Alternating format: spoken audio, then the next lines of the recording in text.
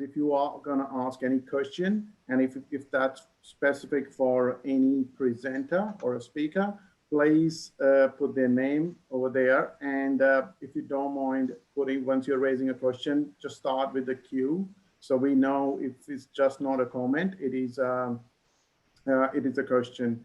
So, then at the end of the session, we'll be sharing one link for the feedback where you can add your contact details, and we will be sending those information pack to that email address, which you will specify in the feedback form.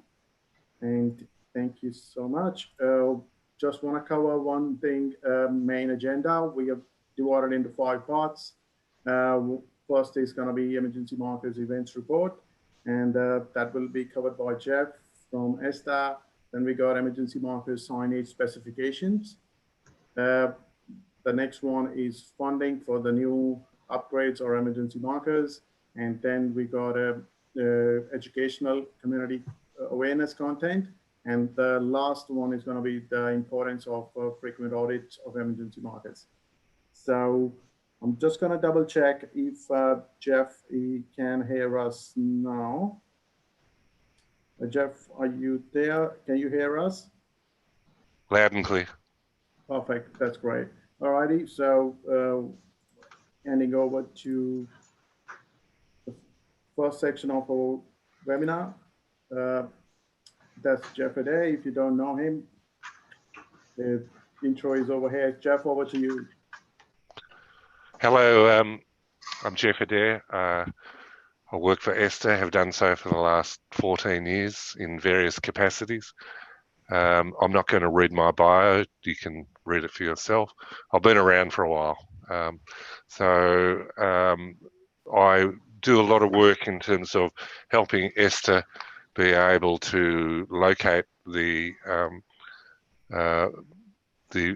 verify where the 000 call is coming from, whether it be alarms, whether it be emergency markers, or as a general rule. So an emergency marker, it's a physical sign. It has a unique alphanumeric code, which is applied to the sign, and then that physical sign is installed in places where there are very little information for public to explain where they are. So the use of an emergency marker is that they'll call 000 and say that I'm at ABC 123. We can immediately dispatch while ascertaining information in regard to the nature of the call. Importantly, what sits behind the simple sign is some very sort of detailed information, metadata in regard to how emergency services get to the location of where the call is coming from. Next slide, thank you, Ankit. Over the duration or the life cycle of emergency markers, we have hundreds of events a year. As you can see, from January 1 last year through until last week, we had a total of 826 events across multiple environments. The graph indicates a pretty significant example of the impact of lockdown. And you know, from January, February through to March, April, where we were really locked into our own little worlds. 826 events. You may not think that that's a lot, but when you look at the event type, it is critical. So we have immersions, we have heart failure, we have assaults, we have snake bites, we have drownings. These are time critical events. In fact, every marker event is a time critical event. And it's not surprising that we see the increase of event reports, you know, October, November, December, when we're coming out of lockdown. I think it's fairly self-explanatory. They're useful. Agencies love them. Our call taking dispatchers love them because it pinpoints the exact location. It also looks at the split in terms of when these events occurred, and must admit I was a little surprised to see the 34% of the calls, 288 of them occurring in the sort of the morning period, and as you can see, they're pretty well dispersed over the course of the day, and then we get quite a number during the night. And what we do see where those nighttime events is that the evacuation or rescue attempts gets elongated because of darkness.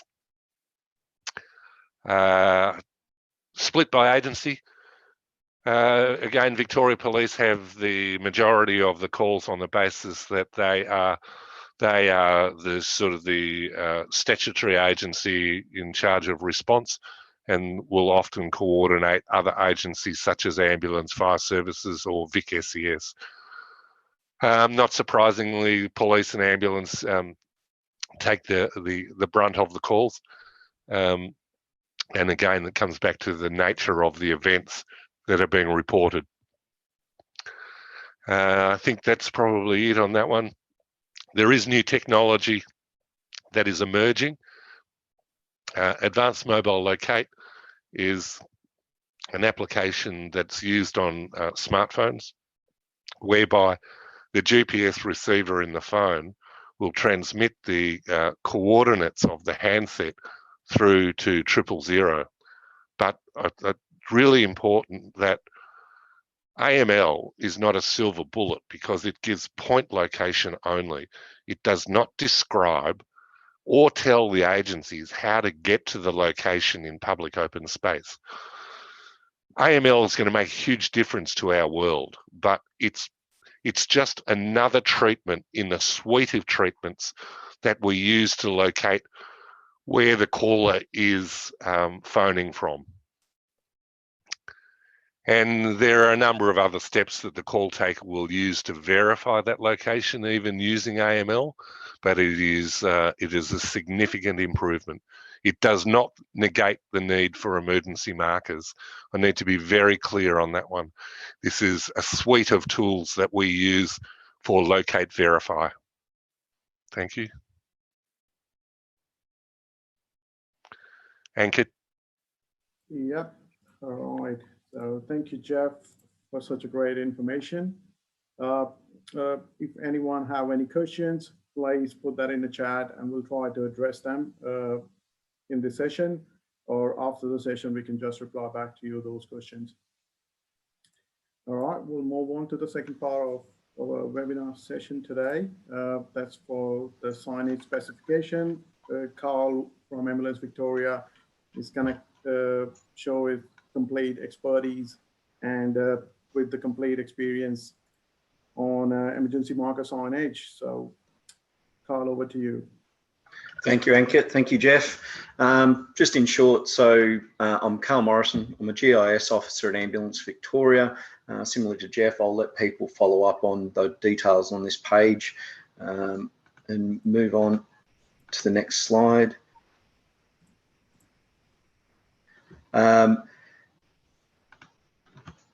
Our new signage guidelines have been introduced. We now have standardised formats for some of our signs. These include the integrated signs that are integrated with other signage, as well as standalone emergency marker signs. The signage can be requested through emailing the emergencymarkers@rapidmap.com. These signage specifications are aimed at improving detail. With these details, we actually go into not just the layout of the marker, where imagery should be positioned, but also go into the fact that we need to have clear detail. Just stop there for a minute, Ankit. Can you go back one? For some reason, my control of the session stopped. You can request it once again if you want. Yep. Yeah, I'll try again. Sorry, Ankit. Technical hitch there.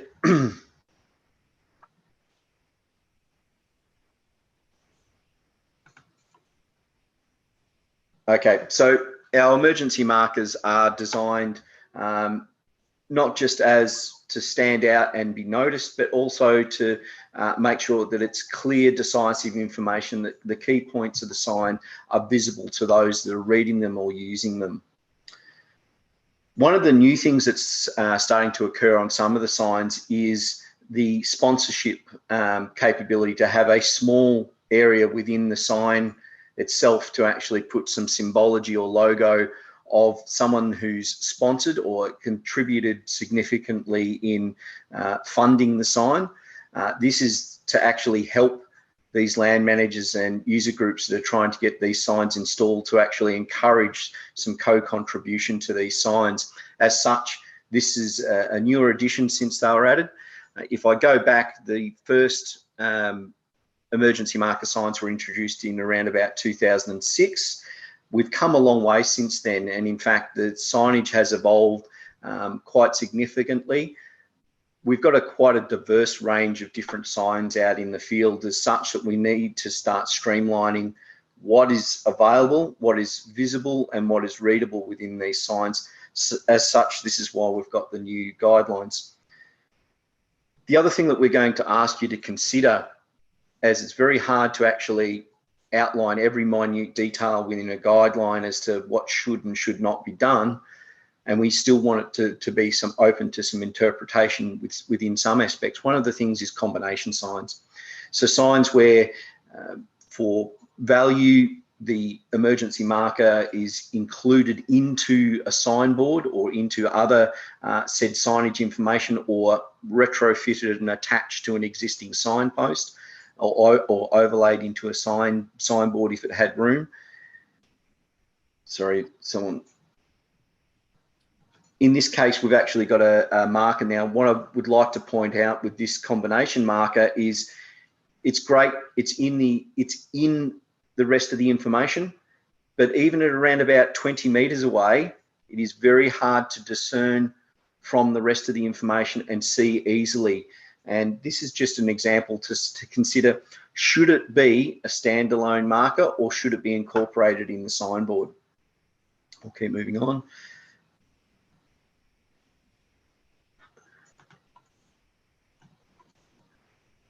Ankit, I'm going to have to get you to next slide, please. It's not working again. Yep. The other thing that we're going to ask is that, where appropriate, the emergency markers should be put on or be made out of a reflective material. As the previous stats showed, there was a significant number of emergency markers that are used in that low to poor light timelines, and some of them are actually occurring at night. And for visibility and ease of being able to identify and locate these markers, it is essential that we have them built with reflective material, so that when we're out there, they can be easily seen, spotted and identified, not just by the people needing to call 000, but also for our responding crews that may have to go out there and identify these locations, or even use them as waypoints to mark off that they've gone past this one, they're still looking for one further along. Next slide, please. Why do we need the signage guidelines? And I'll just quickly go through, because we've got to keep moving. The key things that we need to be looking out for here is emergency markers need to be clearly visible. They should not be obstructed by anything for the intended area that they're meant to serve and represent within. The condition of the sign should always be maintained at a level that they are readable and easily seen. We're recommending that the signs are visible from at least 50 meters away, so that you can clearly read that unique alphanumeric reference code at a distance, because not every call is made right next to a sign. So we need to be able to see it from a distance. They need to be visible from multiple directions. Some signage, just through cost or perhaps a little bit of lack of understanding of what the intended use in the area, are only visible from one area, one tiny aspect of the area that they're in use. There needs to be some consideration that it can be seen from multiple angles. The other key thing, and having just said that, is that the marker, the unique alphanumeric markers should not be replicated at multiple locations in a small geographic area. It's okay to have it on the back of the same post, but I would not have the same marker code 30, 40, 50 meters apart in the same area multiple times. These unique alphanumeric marker codes are unique to a position and need to remain as such. If there is a need to have a marker further along, it must be a new unique marker. Next slide, please. I don't know what's going on here, Ankit, but we've lost control of the markers. Okay. So what makes a bad marker? Well, look, this one's probably not a bad marker other than the fact that there's been foliage allowed to grow over it. So a maintenance regime, or at least an audit regime, would actually identify that some works need to be done here to make sure that it can still be clearly seen. Next slide. This one is a damaged sign to a degree, but it's also a sign that's been there for a long time. So it's actually, in relative terms, it's withstood the test of time. However, the material it's made out of is actually probably what's leading to the degrading of it at the moment. I believe it's a vinyl style sticker that is now starting to peel and deteriorate from the baseboard that it's been put on onto the post. So I suppose for future considerations, we need to consider the materials that are used within producing these emergency markers. Next slide. Again, this is the same sort of thing, weathered and deteriorating. This one's slightly different though. This one actually sits within a flood zone of a nearby watercourse. Water comes up over to this and is actually deteriorating the board that the marker was put on underneath, to the point that it becomes hard to read or distinguish clearly. So again, the materials that we use. Moving right along, the other issues that we've got here is visibility. Putting the marker down low or on retrofitting it onto other signage might be appropriate because of the surrounding things that are put there nearby or in front of it. Having near bins where people stack stuff up outside of bins when bins get full means that there is a good possibility that this emergency marker will get covered up. Next slide. Our biggest problem is graffiti, tagging, etc. like that. So one of the things I'd like you to take note here is, again, an audit regime would be a good way of tracking when these signs get damaged and changed. The other thing we need to concentrate on is placement of the markers. In this case, this is a marker that is not clearly visible from the track from all angles. It's largely obstructed by a tree. Not only the size of the sign and distance from the track make it hard to discern exactly what that APL 104 is if you don't know what it is. The other information about to call 000 is hard to see. Newer signs, sometimes we're seeing now that the sign is being reduced. The emergency marker, the real estate on a sign, is valued for other information. There's no point investing in ESTA 000 markers if we aren't going to make them clearly visible on the scene and be able to be read from a distance. This particular one in the top right-hand corner happens to be about the size of your average mobile phone. So the chance of it being able to be noticed and read by members of the public visiting this site is very unlikely. Next slide. Again, I mentioned earlier, we shouldn't duplicate the markers. There's two things wrong with this one. There's a duplicated marker on two different signs about 50 odd meters apart. The other thing too is the other marker, which is actually true to its GPS point, is actually on the bottom of a post. All you need is one person standing there or a bike lent up against it, and it's not visible. So logical placement of that marker is probably needs to be reviewed. Next one. The other thing too is we have active markers in our computer-aided dispatch system, but for whatever reason, whether it's through updating of signs or damaged stuff, the emergency marker plates or signs go missing. We need to know where they are. Again, this comes back to that audit regime that we're going to touch on a bit later. Next slide. So what are good signage practices? Good signage practices include making sure they're at least 1.2 to 1.7 metres off the ground. As we've seen, some of the lower ones are harder to identify or at risk of being covered up.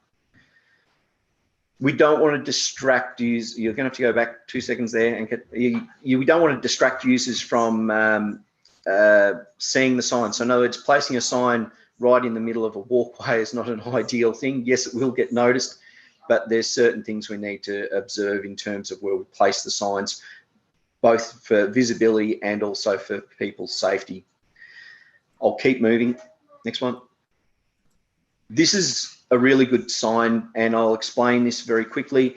This is a sign at Lake Epilock. This is well and beyond the size specifications that we've got in our signage document, because it needs to be visible from a much bigger distance away. This one also has some of the new features in terms of, you'll see in the bottom left corner, there is also the sponsors logo on there to help encourage it.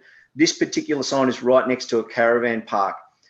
And although it is an emergency marker, it's also a valuable educational tool, having it that big and right next to somewhere where you're going to get visitors to the area who may or may not know what an emergency marker is, to see that every time they go out lakeside to and from the caravan park. So it's very valuable to get people familiar with it. Next slide.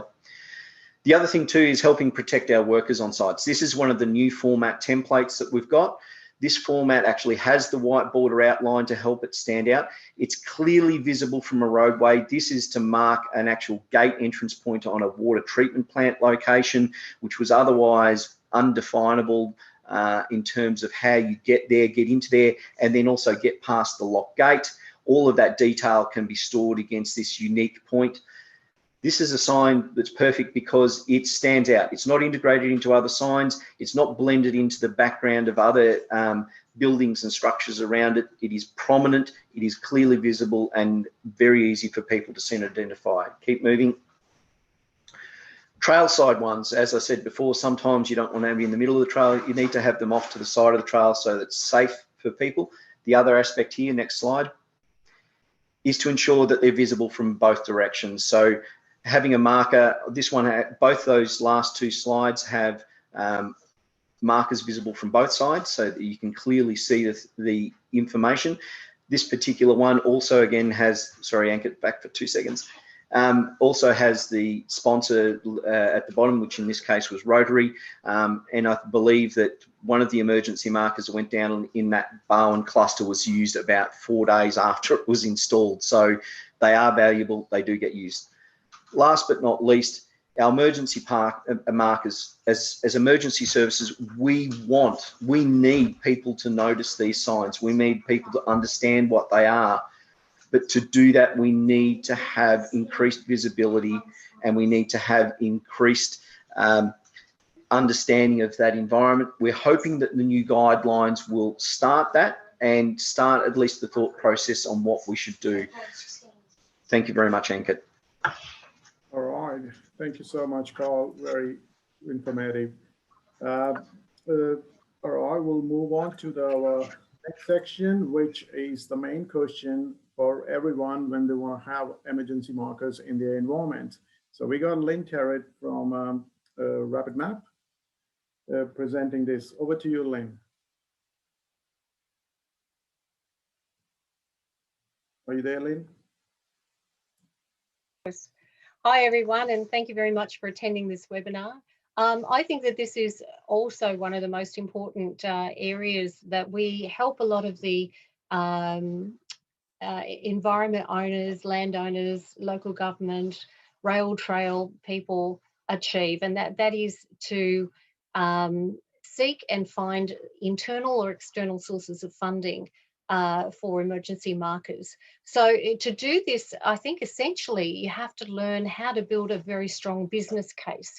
And I think that this is an excellent exercise for all people to be involved with. And of course, you know, RapidMap's here to help. Now, I mean, from the perspective of introducing myself, Lyn Terrett, I'm the Spatial Technologies Director of RapidMap. We've been in business since 1991, so it's nearly 30 years together. We've always been involved with emergency services in that time and have really helped to evolve the approach to data collection, data capture to underpin decisions. Essentially, RapidMap was created to map and manage the planet better. that we take a very strong lead in helping to grow the spatial, the surveying and the space industry and grow capacity, because we believe that data helps people make better decisions.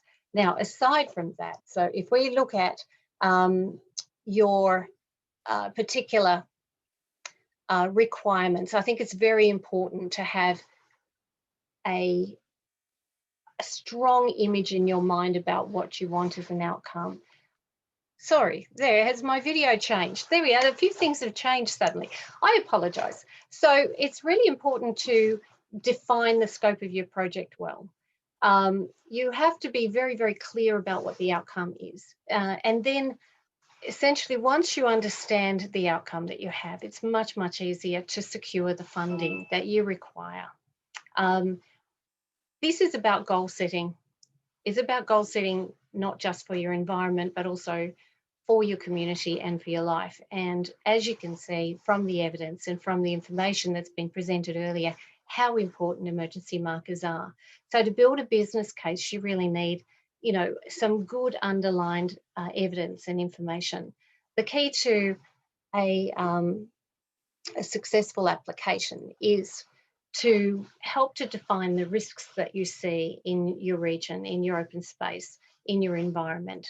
So just to keep everyone on the loop, we just recently got more information where Lyn is going to put more light on it, how to grab the funding or how to apply for the right, prepare a right application if you want to get emergency markers in your environments, how you can define the scope of the project, and how there is such a versatile material around which can be used in preparing the application. So yes, yeah, it's the first slide. This one, the scope, where we just need the project summary, and we just need to confirm the need of the project, which is most important thing, and then we need to cover obviously budget and the planning. yes. Now, look, I very much apologise for that delay there. It's amazing when technology doesn't quite work as it should when you want it to. Anyway, so getting back to what I was saying is that it is really important to be able to define your project very, very well. It is important also to be very clear about what budget you need to have. You know, you need to be able to maintain your credibility for your current and your future bids. But seeking assistance from the RapidMap team is probably the fastest and easiest way to get there. The data is really important, as described earlier. We need to get it spatially correct. We need to get textual observations correct, and it needs to be unambiguous so that the emergency responders can utilise this authoritative data set to get there on site very, very quickly. There are several organisations that can help you. It's not just about state and federal government funding capabilities and then identifying the right sort of category that you fit within there. But there are organisations like Rotary and Lions and Apex and others. And we have actually also provided an enormous amount of collateral and video information for you to leverage and use to support and underpin your bids. If you need some extra assistance to go through your presentation, the content, etc., then you can also speak with us about that too. Ankit, if you'd like to go to the next slide. Thank you. So really, essentially, you need to know how much do you need? How much do you need in terms of the cost for data collection, but certainly for the signage. Think about the entire infrastructure. It is important to have the right size signs, as Karl mentioned earlier. It is a real shame when we actually spend good quality time and effort to go and map sites, get the right kind of definitions there, and then people put in very small signs and you can't see them. It is critical to be able to see them, but it's also very, very important to educate and reach out to everyone. So you should engage widely to get the support that you need too. So understanding your project plan as well, how you define that and how you fill out the application itself is really critical, but always utilising evidence. And if you don't have the evidence of an incident that has happened in your local region, then certainly come to ourselves or to Ambulance Victoria or to ESTA, and we will help you to substantiate some other evidence from other sites where the importance of having the emergency marker there will help to support your bid. If you can go to the next slide, please. Oh, geez. Right, so engagement with the community is also essential. You know, one of the things that we've always tried to do is reach out widely, create your networks.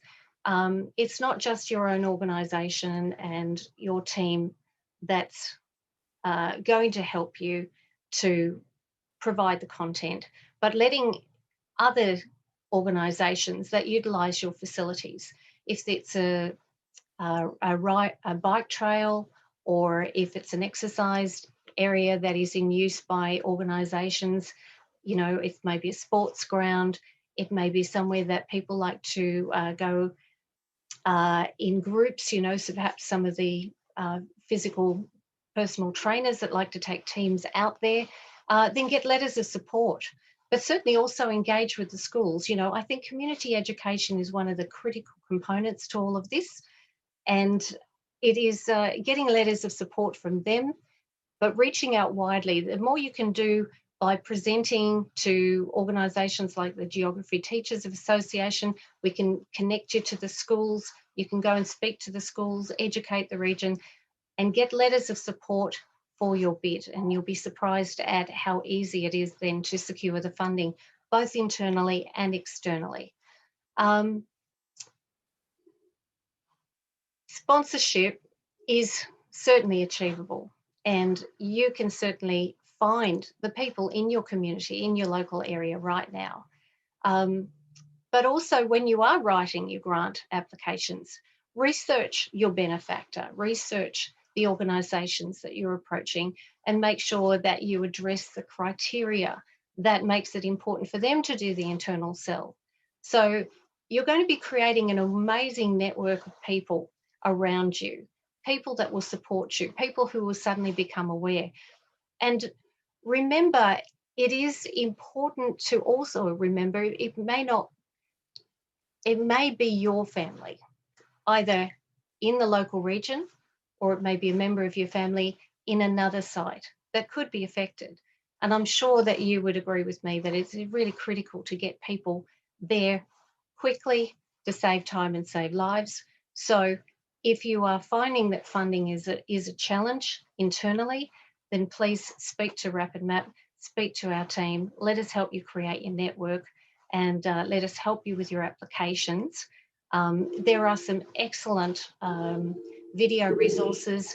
There's one that is available from John Pye, the Grampians Rail Trail, and that is just an excellent explanation on how you can actually put your applications together and get grants and funding for your local area. Even if you haven't got the 50% in kind, there are ways to get local organisations to help you to secure that as well. So I'd like to thank you very much for your time today in this webinar, and I wish you all the best in getting more emergency markers in more of your open spaces so that we can save time and save lives. Thank you. Awesome. Thank you so much. Thank you so much, Lyn. That was really great. All right, moving on. Looks like we are on a little bit running out of time, but we'll try to cover. Next session is the most interesting session for the day, which is for the community awareness.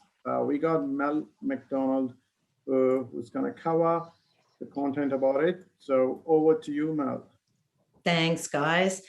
Hi, everybody. For those of you that I didn't have contact with, I'm the person that would have been contacting you to update who was the current Miro or emergency marker manager in your environment.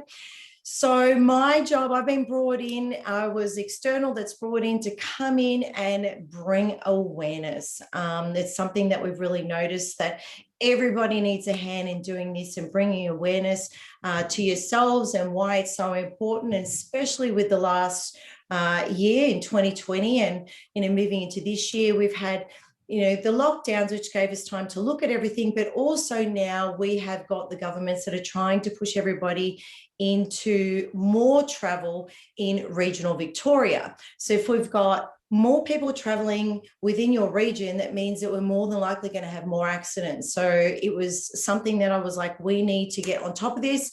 So what we've done is we've created our website, which is emergencymarkers.com.au. Now, when you go on there, we've got a lot of contacts in here for information. You can obviously connect with us. We also have a great mapping portal, which you know, you can use for your auditing, which Ankit will talk about. But also on here, we also, you can, if someone in your team is interested in getting information regularly, you can sign up for our newsletter. So the newsletters we're sending out every 2 to 4 weeks, and every newsletter has got different information in it, and we've got a lot of content that we've created for you guys. So I realized that what was needed was we needed to have content that is going to be for you, the environment owners, things that you can use, such as videos to find out, as Lyn was describing, you know, on how to get sponsorship, where I've interviewed John Pye and he explains in a detailed video interview how and what you need to think about to get grants and how to do that application process. And also, you know, what are emergency markers and information also to use for the public. So it's really important that you're also educating the public.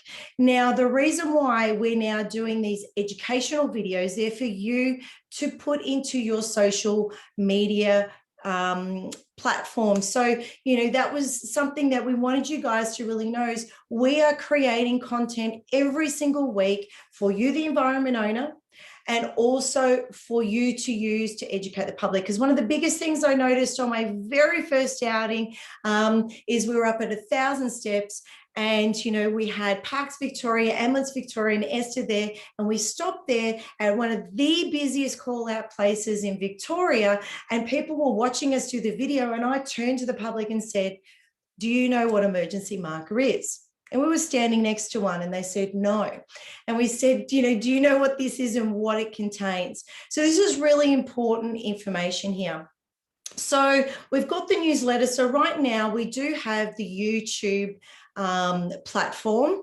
And so we have got 2 categories in there. One category of videos for you guys on a whole bunch of topics, from auditing and, you know, signage, you name it. And then we've got also a listing of educational videos, or you can just look at the content and scroll through and find what it is that is the information that you are needing. And of course, if there are certain videos you want done, definitely message me, and we can definitely go out there and do a video on a specific topic. We also wanted you guys to know that we're on all different social media platforms. So in my opinion, as the person that's here to do the marketing, it's important for you guys to understand that we need to work together. We need to work together as a collaboration to educate people on these markers, because we're all in it for the same reason. We're all here to save time, to save lives. So we're on Instagram and Twitter, and when you get this download PDF, you can actually click on the links and you'll be able to go to those the social media platforms. We are also on Facebook and LinkedIn, and every single platform that we have, we're also doing different styles of articles. So there's so much content and information for you guys to grab your hands on and share it. We're making your life easy, and just go and share it with your social media platforms. So don't forget also that you're going to need, you know, when you are doing an article on your social links and you find that there's something that, you know, is about emergency markers, just do #RapidMap and hashtag us in there, because this is about us all sharing this information. And we always make sure we're hashtagging, you know, 000 and anything that is to do with emergency markers. So collaboration is the key.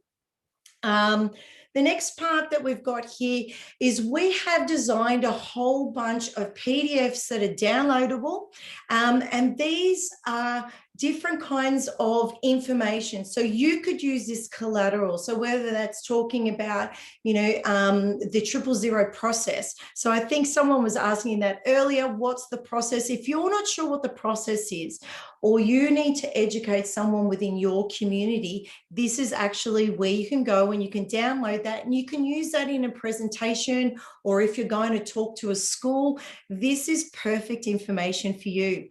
We also are doing the new guidelines. So, you know, you're going to be seeing Ankit's next, and he's going to talk about auditing, and which is so important. These photographs that you guys have actually seen today are ones that I took when I was going out and about in, you know, Greater Victoria, creating videos, and I found markers that were missing. I found them that were damaged. And so it's really important, guys, that, you know, you're always checking things, but we've noticed that we needed to do something different, because one of the people on this chat has said, you know, they're green on green, and we're very aware of that. So we're now doing a white border, and this is all because we're going out there and we're educating, we're realizing where things need to change. So we've got these new guidelines. Now with these books, we've made them into what's called a flip book. So you can literally click on the image and you can scroll it like a magazine, and you can also put this into, you know, information within your team. So, you know, if you guys have got a story that you believe that's in your environment that's really important and you think should be shared with everybody, you know, make sure that you contact us at RapidMap, because I have done so many interviews. I've interviewed Surf Life Saving Victoria. I've had an area where they've gone and spent millions of dollars on creating this beautiful new park, and after having some very, very serious phone calls to the ambulance, they realized the one thing they forgot in their budget was emergency markers. I've talked to, you know, to people and interviewed them in regards to the Alpine region and Parks Victoria and sponsorship. We've got videos here to help you guys out, and the more stories we share, the better. So if you have a great story that you'd like to share, feel free to pop your name into the actual chat or contact us at RapidMap, because this is a great time to collaborate together, get as much information as we can and share it out with you guys. Also, if you have got media teams where you have images and or short videos that are to do with emergency markers, please make sure that you contact me, because then I can use that footage and those images when I'm actually creating videos, which is there to help you. And as we say, well, it's all about saving time and saving lives. So thank you so much, guys. And if you've got anything, just contact me. Thanks, Ankit. Awesome. Thanks, Mel. As always, we love your passion towards emergency markers. Thank you so much. Righty. Okay, so look, heading towards our last session of the webinar today, and the presenter is myself. So look, I can say they've just 12 minutes left, so I won't cover too much, but you will get to see my intro in the presentation slides later on. But I've been here in RapidMap for over 6 years now, and been working on emergency marker program in past a couple of years, and yes, successfully got more than 1,000 markers. So working really good support from various agencies in emergency services, and every day learning new stuff and trying to implement and trying to make Victoria a safer place for all our communities. So my topic over here is the importance of audits. So personally, I myself been on a field, capturing the data, auditing the data, so I understand the importance of it. And I think most of us does when we know there are a few concerns with emergency markers. So the main thing which I would say, by working with a local government, and I can just address one thing, that please make emergency markers added to your asset register. It should be part, and there should be a maintenance plan for emergency markers, as well as you have it for roads, as you have for footpaths, as you have for a number of other assets in council or in other or your environment. Please consider emergency markers as well, regular, frequent, even yearly, 2 yearly, 3 yearly, or a half yearly. It should get audited. Frequent audits are very, very important, as I won't cover every single detail in this, but do recall Karl Morrison's session, where Karl mentioned everything about the bad signs and the signage specifications. So there were a number of laws related to graffiti, sign position. So that's all has to be covered in the audits. The main thing I will cover is the checklist. So that we start from the first thing is the verify the location. So you can refer to the emergency markers map, which is available on emergencymarkers.com. You go to that website. The second section in the website is the mapping portal. That's mapping portal. It just shows you the local local government area boundary, and then you can easily find your emergency marker there, which one you want to have a look. Once you do it, just say, is that where the emergency marker is installed? The sign is there. The main thing is, if the sign is missing, that's the first checklist, just on spot. The next bit is, if you don't have the copy of the directional message of the emergency marker, then you need to ask us. We will provide you. But that's the main thing. Emergency marker is not a sign enough. It's just a sign, but it has a lot of information, important information allocated to it. So you should have a copy of it saved. And once you do your frequent audits, you should go and refer to those directional message always. And that's how the complete directional message looks like. What I'm gonna do here is I'm gonna highlight just in the red and made other section, every directional message step. I'm just highlighting just the portion where we're gonna put more focus. First one is nearest intersection. So please make sure if there are any changes in the road names, or is the nearest intersection still the same? So verify that. Second thing to verify is the location again. You have a look in the directional message. Latitude, longitude values in decimal degrees with grade 94, are they same? Then the next step is the most important. Any changes in the terrain, any changes in the access point, the way this your space is being accessed, if the access point's being changed. It happened a lot. We have seen in environments or in open spaces, just like parks, the main entrance has been changed. They moved it. So need to be very thorough. Go with each sentence by sentence and see everything is still the same. And yep, and the main thing which I added here is the directional message still valid? Because it can be totally different if you probably change the track. There are new name tracks. There are various other access points pointing to that emergency marker. Probably this whole directional message has to be changed.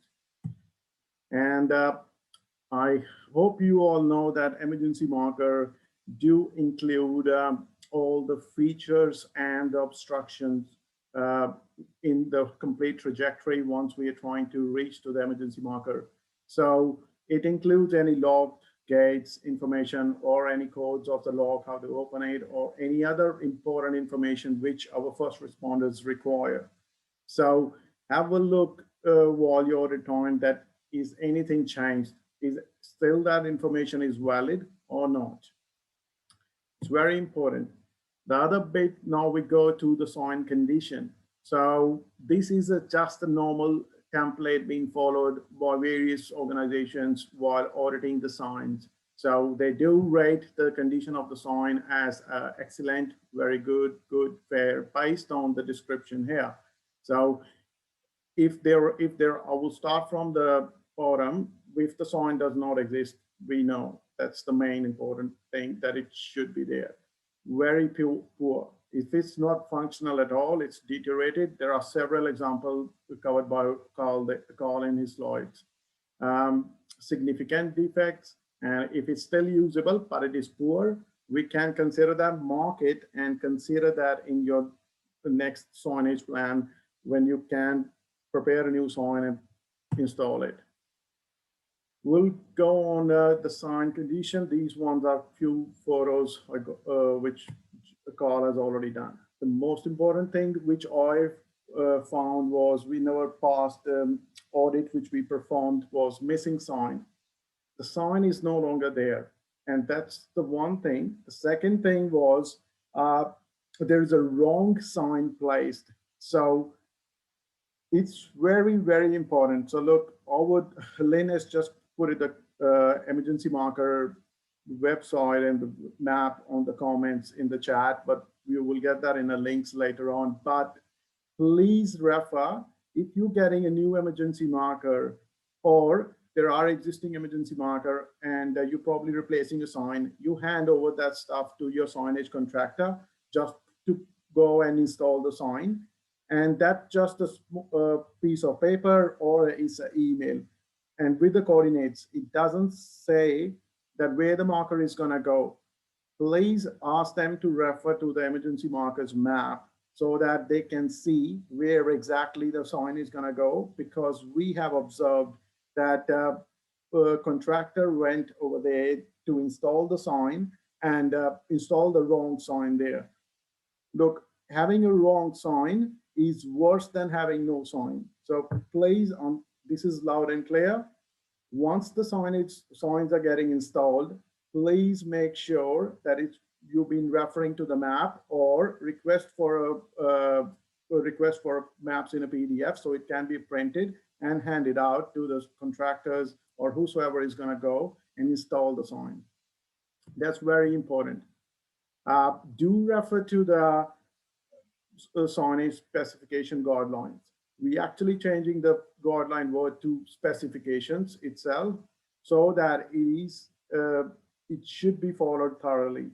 So always, you can, anytime you can just send an email to emergency markers at RapidMap or emergency.markers@esta.gov.au. Anytime for a copy of emergency markers signage specifications, we can just send you. And yeah, and then one main thing while you are auditing, and as I just said, if there is any changes in the environment, there are new tracks built up, anything, and if there is a need or a requirement for a new emergency marker, do make a note of it. Do just put a proposed marker, and then you can come to us, RapidMap or ESTA, we can scope, we can get the requirements, we can actually plan with you to get the new emergency markers over there. So that is very important. If there is a development happening on your open spaces, and there will be a need of a new emergency markers. Look, trust me, Miros, Memos, Ambulance Victoria, SES, Vic Police, they are very helpful. They all have a stats on number of incidents happening in the open spaces. You can always contact them that there's an audit going on. Is there any events occurred which probably you don't know? And they can help you. Yes, there were events occurred, and there was a little bit delay in the response time from the responders. So do consider while auditing those spots, it would be great to have emergency marker there. Yep. And final thing is, obviously your audit report should include these 5 things. So location verification, audit of the directional message, complete trajectory, signage condition report, and do collect the photos.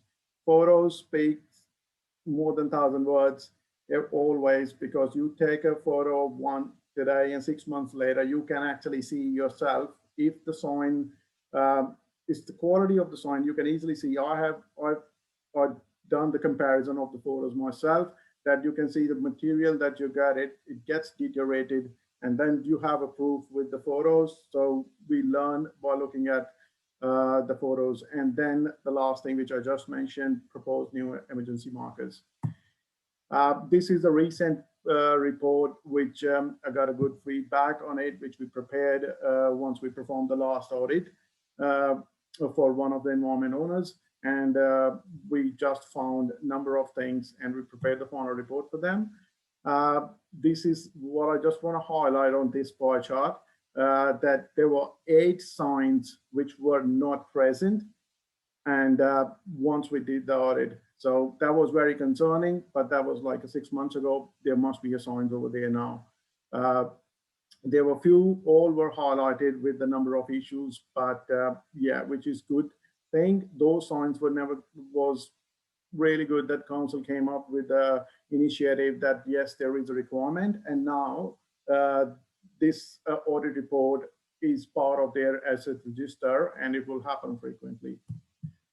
And last but not least, important notes, anything, if you're planning to conduct the audit yourself, do consider while you prepare a report, once you conduct the audit, do consider all these, whatever we discussed, all signage audits and the location of the markers, and prepare, once you're done with your report, do share with us. There is a note on it that even though you made, if there are any changes on it, it has to go and get updated onto CAD, ESTA's CAD. So please share the report with ESTA and RapidMap so we can just process it. It will go through the quality assurance process and will be sent to ESTA so that it will be go through another round of QA and become live in CAD. So don't, whenever any changes happening during the audit, just note it down and before you make, if there are any kind of directional message changes required, please inform us before you make any change. If you're replacing sign or you're taking out sign, you're doing anything, please keep us informed of your actions. And yep, as I said, if you need assistance with auditing RapidMap, we are in a surveying industry for more than 30 years.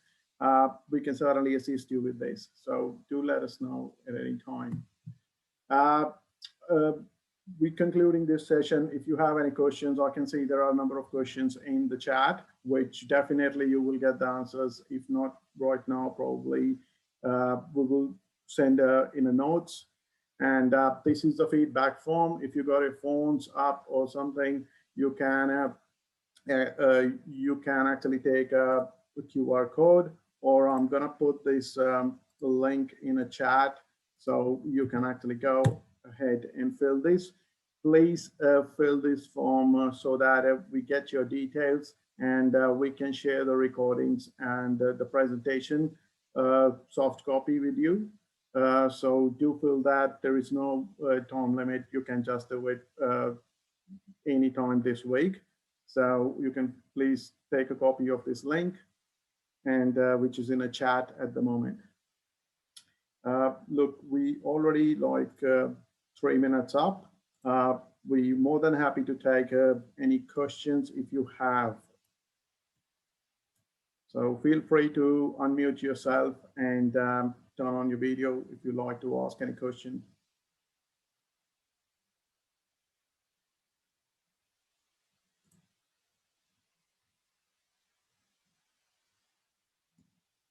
Or what I can do is we can actually go around.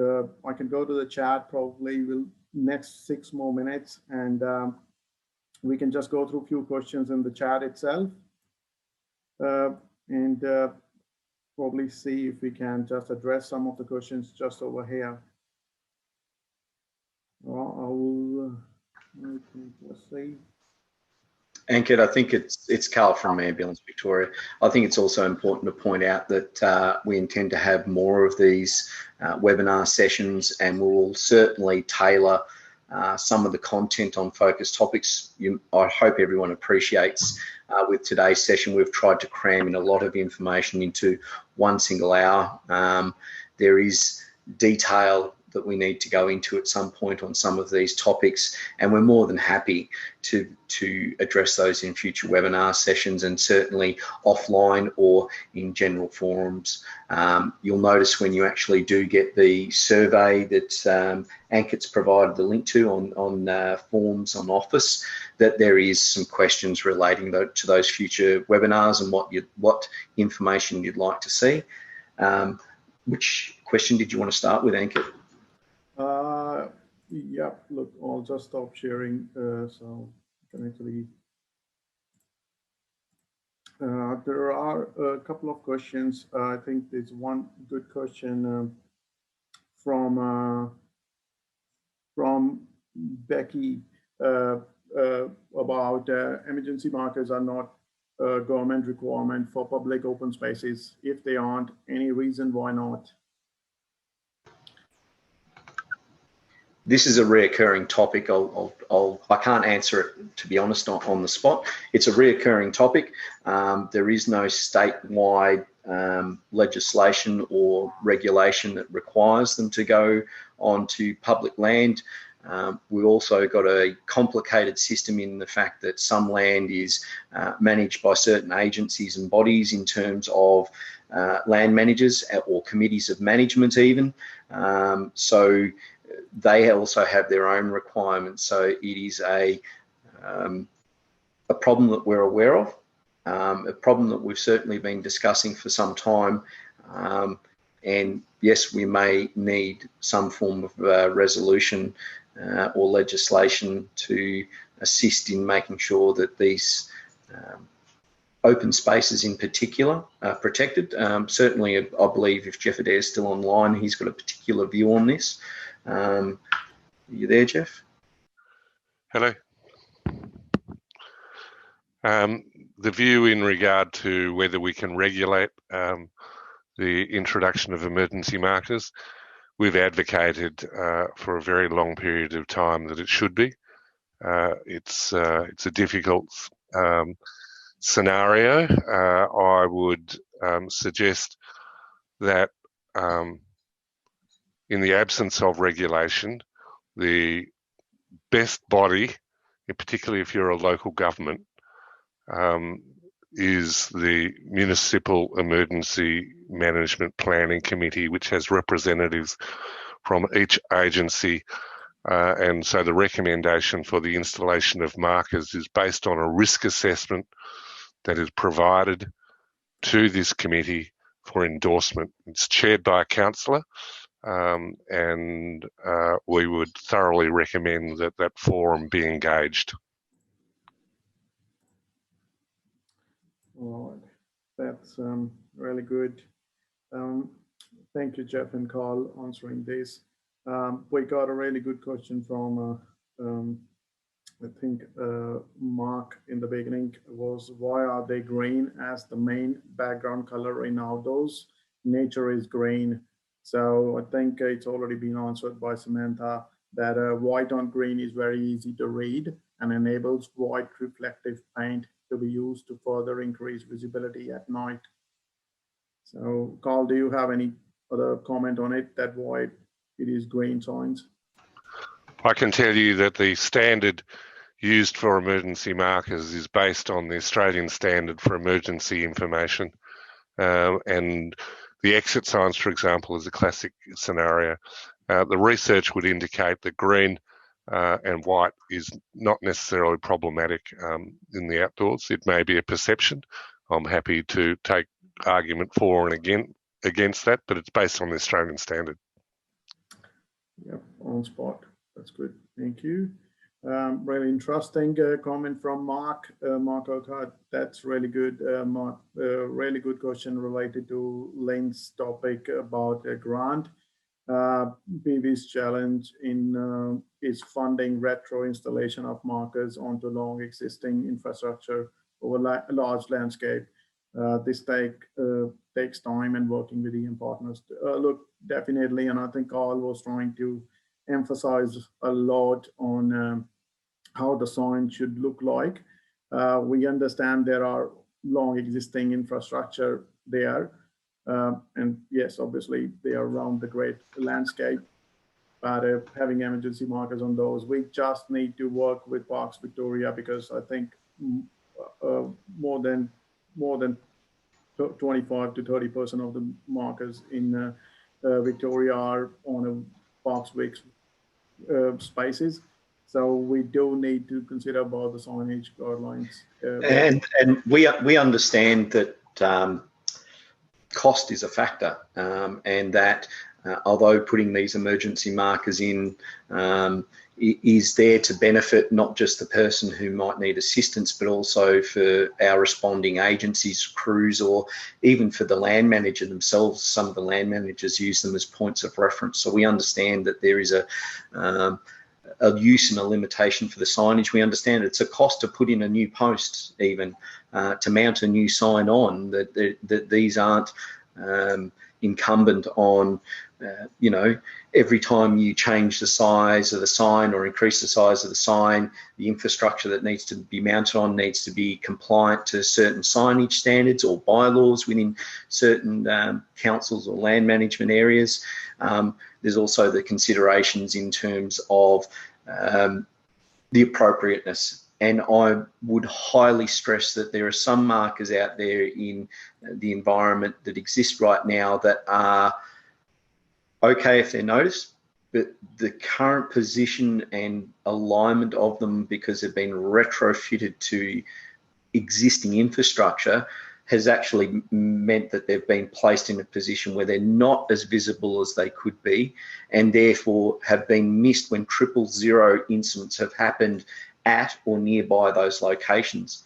Unfortunately, that lass who fell to her death in the Grampians, the fall was less than 2 or 3 meters away from an emergency marker that couldn't be seen because it was placed low down on a fence barrier, and there was people standing in front of it. No one could see it. It needed to be in a position where it could be visible from all aspects. So it needs to be raised to a height where it's not obstructed by people standing at a lookout.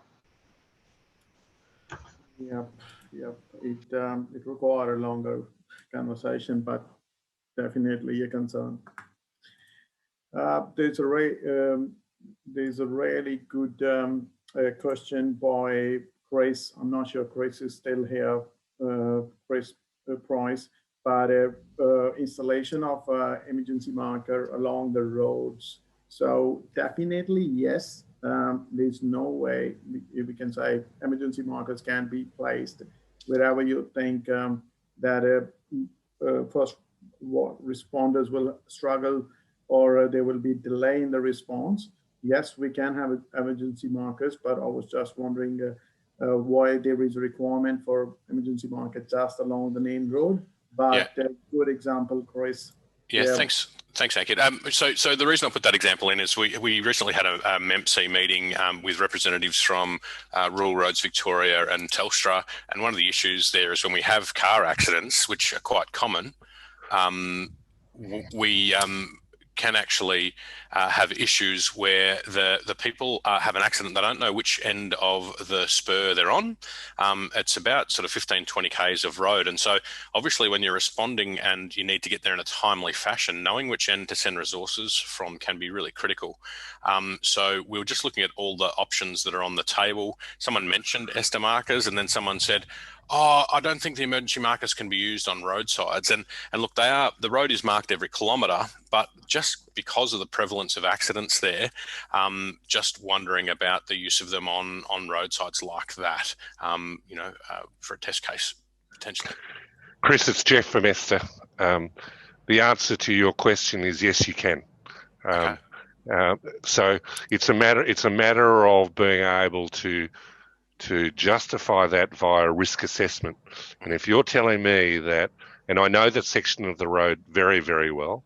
Yep. If you're telling me that people have difficulty in verifying their location, even though that you have distance markers along the road, it means one of two things. People don't understand what the distance markers are, and there is no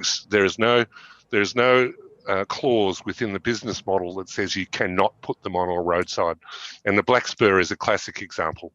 There are markers along the spur at I think it was at Fernshaw Reserve and up at the top near the toilet block. But Dom, which I think is 500, SYR 500, but I suspect that that's probably been removed for some reason. The answer is you can do it. Yeah, no problems. And look, we do have some accident hotspots along that section of road, which might be good for that. So yeah, look, that's interesting. I'll take that message back to my MEMC and I'll see what they say. Thanks for the answer. Yeah, just on that. So if it's a Vic Roads controlled road, it then comes under their signage control as far as distance and setback. And also, I believe there's a caveat in there about minimum font size as well that you'll need to clarify, because they will be above and beyond what we've currently got as minimum standards within the guidelines. Yeah, thanks for that, Karl. Yeah, and look, we've got a Vic Roads representative that's chatting to us about this issue. So, we're very much engaged with them. So I appreciate that. Yeah, really good call, Chris here. Really good, because just a few months ago, Karl actually mentioned to us about having importance of emergency markers at rest areas along the highways. So pretty much it's been a topic we've been discussed, but let's, if you want to know more information, something, Chris, please get in touch. We can have a meeting about it as well. Yeah, thanks, Ankit. I appreciate that. Cheers. Thank you. Hi. Hey, there's also a really great question from Becky McCann regarding the costs for emergency markers, getting ballpark figures around this. What are their costs in addition to the physical signs? Is there an annual fee, a registration fee, or other setup costs, etc., to purchase unique codes? The cost for people to come and map the emergency markers and ongoing costs.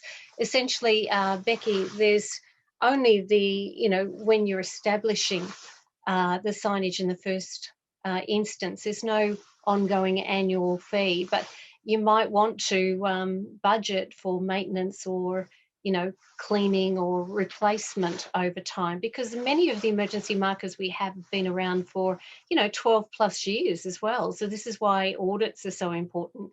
They've been there for a long time. One of the other questions that came up earlier was around beach markers as well. Are they going to be replaced by ESTA emergency marker formats? Well, beach markers are a unique style of sign, and often they are a pyramid shape that is 600 by 600 with black writing on yellow.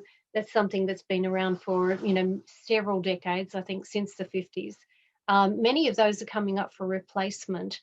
And general conversations we've been having with the coastal communities have been actually an interest in either very clearly associating emergency markers at the access points to those areas and associating those, but because they're not uniquely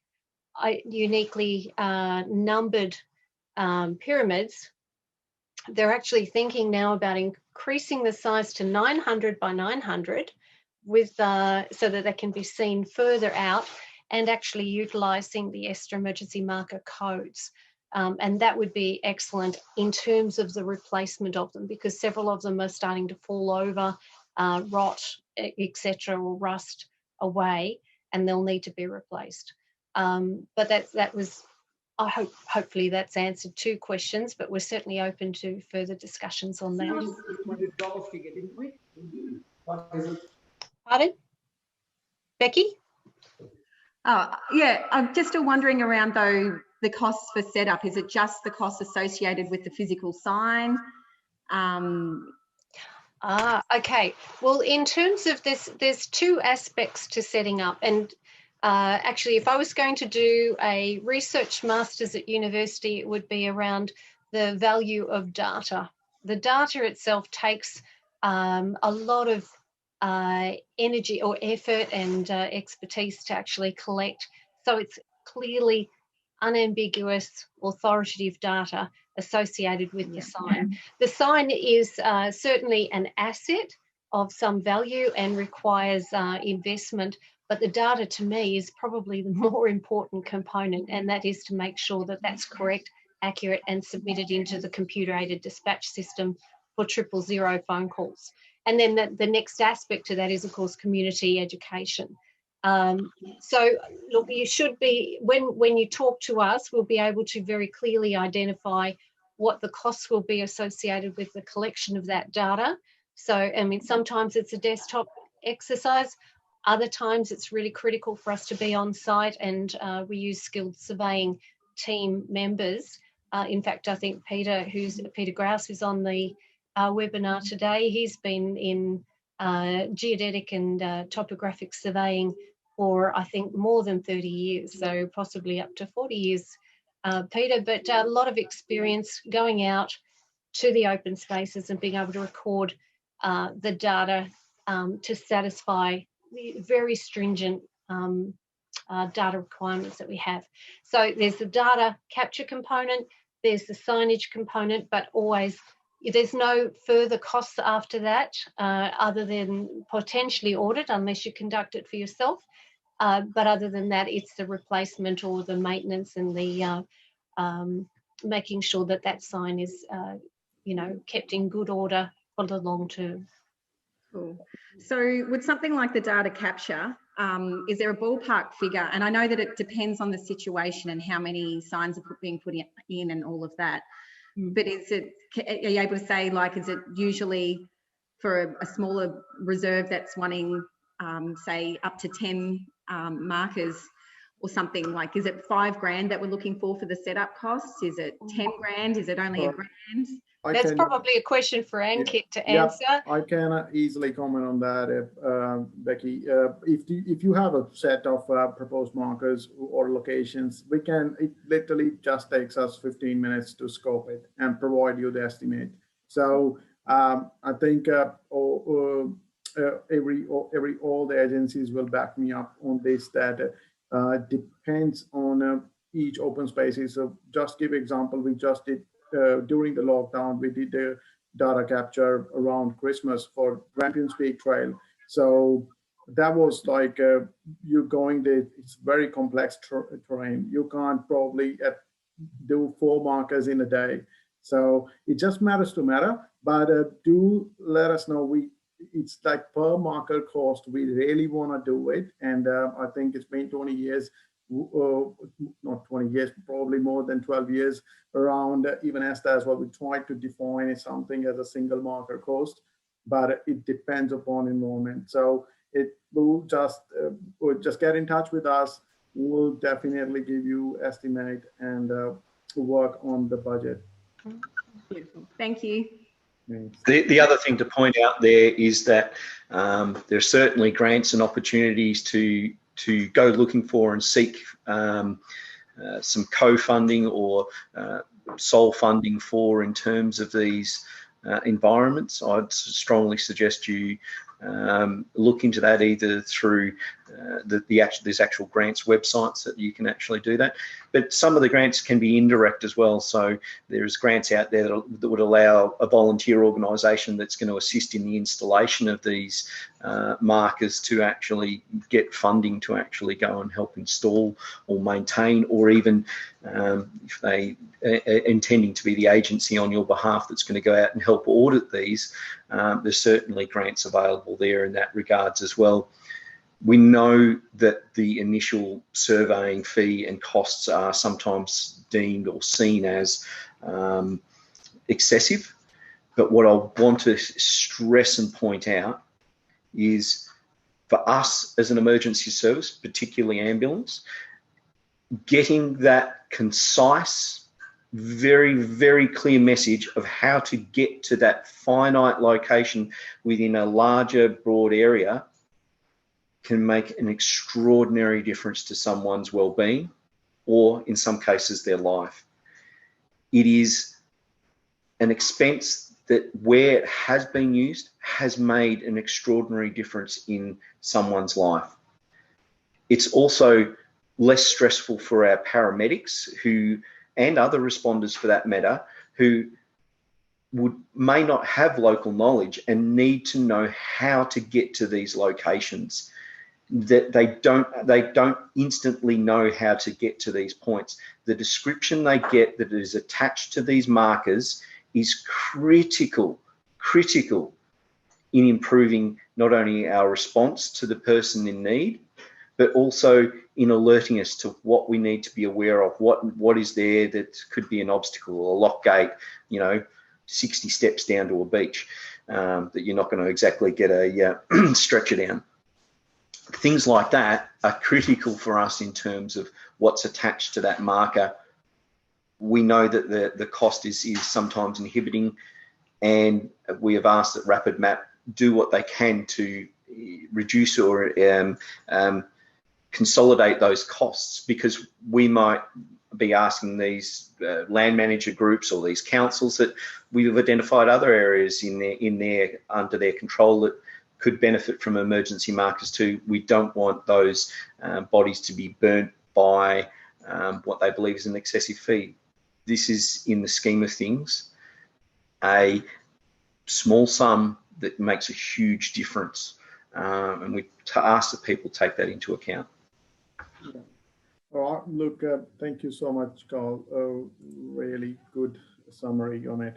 So look, we just have 4 minutes. We'll try to wrap it up. I just have really 2 good questions from the chat from Aaron Lee. Really interesting question. And yes, that's a very important question. If you want to know about the response time, if there is any delay in the response time at specific spots, yes, if you want that information, I think it's very highly confidential information. That can be, you can get that information from memos in your environments, and you can get that from SES, Ambulance Victoria. Karl, probably correct me, but if someone needs that data, where to get the access? Yeah, I don't have it on hand at the moment because they've only just changed it. But yes, we do. If you contact Ambulance Victoria about an Ambulance Victoria response, and I must stress that, if we weren't the control agency or the main agency called out, then we're likely to bat it back to VicPol Rescue if they were the main agency initially called in, as to why there might be a delay. So you've got to keep in mind that many of these responses are not sole agency. Many of these responses are what we call multi-agency events, where multiple agencies are dispatched, and in most cases, VicPol Rescue is the control agency in that regard, and that was reflective of the stats that Jeff showed back earlier. I will try and find that email in the next 2 minutes and add it to the chat for at least the ambulance one, but I must stress it must be related to an ambulance call out. Yeah, all right, thank you for a good response, Karl. Just got 2 last questions. One is from Mark Arnott. Really good. Yes, you're saying if the GIS officer of the council can collect the data, definitely yes. So there are a couple of things on it. You can get the data. You can get the data collected by the GIS officers or your team, but that has to go through the process of QA, quality assurance, and there is a specific set of a format in collecting the information. So please come back to us. We'll go through that process if you want to know more about it. So answer is yes. And Mark Urquhart, really good question. Yes, we need to get the frequency of VicMap update.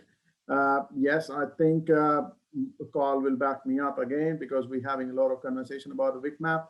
It's the updates are very frequent now, so it just depends upon all the councils, local government, in how often they go and update, put a ticket on a VicMap edit, and then they create a tickets. I think it's a weekly round now that all the VicMap data gets updated, and there is a big question here. As soon as the VicMap data get updated, the ESTA map should get updated as well. So They both should just be updating at the same time, which probably in the near future that's going to happen. So yes, Mark, will happen, but I think it's a collective effort from all the local government areas here in Victoria. So really good point. Ankit's Jeff here. In support of Mart Urquhart, unnamed roads, which are problematic for the collection of the spatial attributes for an emergency marker. So where possible, the naming authority should undertake an exercise to name those roads so they may be used for emergency dispatch. Uniquely name them at that, they not generically. Uniquely. Yeah, that's the key word.